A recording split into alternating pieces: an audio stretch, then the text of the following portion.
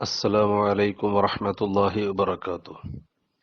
SSF Wisdom Hadith Class 138 عن أبي موسى الأشعري رضي الله عنه أن رسول الله صلى الله عليه وسلم كان إذا خاف قوما قال اللهم إنا نجعلك في نحورهم ونعوذ بك من شرورهم. ബഹുമാനപ്പെട്ട ഇമാം അബൂദാവൂദ്, ഇമാം നസായി റളിയല്ലാഹു തആല അൻഹുമാ റിപ്പോർട്ട് ചെയ്യുന്ന ഹദീസ്.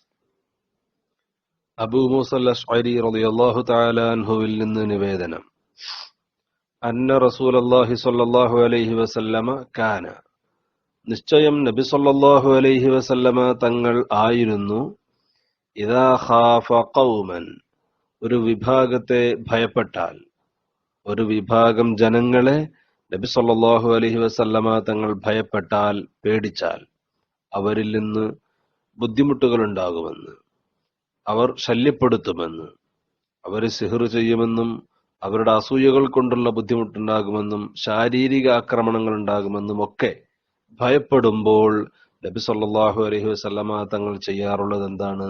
ഖാല, അവിടുന്ന് പറയും, അവിടുന്ന് ദുആ ചെയ്യും, അല്ലാഹുമ്മ ഇന്നാ നജ്അലുക ഫീ നുഹൂരിഹിം വനഊദു ബിക മിൻ ശുറൂരിഹിം. ഇങ്ങനെ തങ്ങൾ ദുആ ചെയ്യാറുണ്ടായിരുന്നു. അല്ലാഹുമ്മ, അല്ലാഹുവേ, ഇന്നാ നജ്അലുക, നിശ്ചയം നിന്നെ ഞങ്ങളാക്കുന്നു, ഫീ നുഹൂരിഹിം, അവരുടെ നെഹ്റുകളിൽ നിന്നെ ഞങ്ങളാക്കുന്നു. അല്ലാഹ്, നെഹ്ർ എന്ന് പറഞ്ഞാൽ നെഞ്ചിന്റെ മുകൾ ഭാഗം. ഈ ഒട്ടകത്തെയും മറ്റുമൊക്കെ സാധാരണ അറുക്കുമ്പോ, ജീവികൾ അറുക്കുമ്പോ നെഞ്ചിനോട് ചേർന്ന ഭാഗത്ത്, കഴുത്തിന്റെ അവസാന ഭാഗത്ത്, ആ ഒരു ഭാഗത്തിനും നെഞ്ചിന്റെ മുകൾ ഭാഗത്തിനുമൊക്കെയാണ് നെഹ്ർ എന്ന് പറയുക. ഇവിടെ ഈ ഹദീസിൽ പറഞ്ഞതിന്റെ താല്പര്യം, അള്ളാഹുവെ, അവരുടെ നെഹറുകളിൽ നിന്നെ ഞങ്ങളാക്കുന്നു എന്ന് പറഞ്ഞാൽ അവരുടെ മുമ്പിൽ ഒരു പരിച പോലെ നിന്നെ ഞങ്ങൾ വെക്കുന്നു.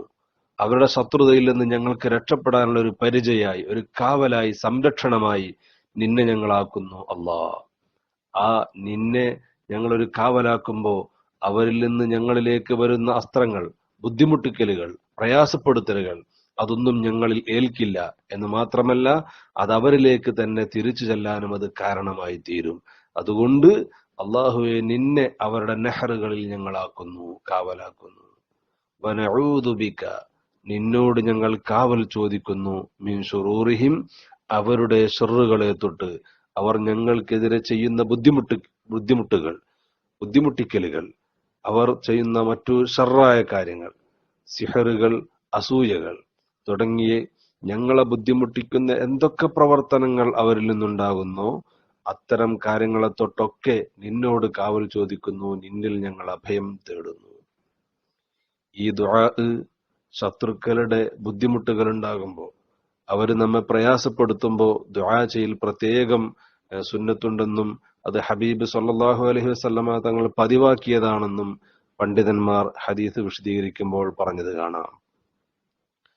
നമുക്കെതിരെ നമ്മോട് അസൂയ ഉള്ളവരാണല്ലോ പലപ്പോഴും സിഹ്ർ ചെയ്യാനും അതേപോലെ തന്നെ അസൂയയുടെ മറ്റു ബുദ്ധിമുട്ടിക്കലുകളൊക്കെ ഉണ്ടാക്കുന്നത് അസൂയ മനുഷ്യനിൽ ഉണ്ടാകുമ്പോഴാണ്.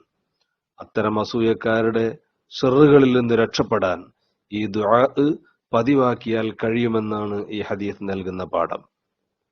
നബി സല്ലല്ലാഹു അലൈഹി വസല്ലമ തങ്ങൾ ശത്രുക്കളിൽ നിന്ന് രക്ഷപ്പെടാൻ ഈ ദുആ ആണ് പതിവാക്കിയിരുന്നത്. സാധാരണഗതിയിൽ ശത്രുക്കളില്ലാത്തവർക്ക് പോലും ഈ ദുആ ജീവിതത്തിൽ പതിവാക്കുമ്പോൾ പുതിയ ശത്രുക്കൾ ഉണ്ടാകാതിരിക്കാനും ഉണ്ടായാൽ തന്നെ അവരുടെ ഷർറുകളൊന്നും ഏൽക്കാതിരിക്കാനും ഈ ദുആ കാരണമായി തീരും. അതുകൊണ്ട് നമ്മുടെ ജീവിതത്തിൽ ഈ ദുആ നാം പതിവാക്കുക. അല്ലാഹു തആല എല്ലാവിധ ശത്രുക്കളുടെ ഷർറിൽ നിന്നും നമ്മെ എല്ലാവരെയും രക്ഷപ്പെടുത്തുമാറാവട്ടെ. ഏറ്റവും വലിയ ശത്രുവായ പിശാചിന്റെ ഷർറിൽ നിന്നും അസൂയാലുക്കളുടെ ഷർറുകളിൽ നിന്നൊക്കെ അല്ലാഹു നമ്മെ കാത്തുരക്ഷിക്കുമാറാവട്ടെ. നമ്മോട് അസൂയ വെക്കുന്ന, ശത്രുത പുലർത്തുന്ന ആളുകൾക്കൊക്കെ അല്ലാഹു നല്ല ബുദ്ധി നൽകി അവരെയും നന്നാക്കി അല്ലാഹു തആല രക്ഷപ്പെടുത്തുമാറാവട്ടെ.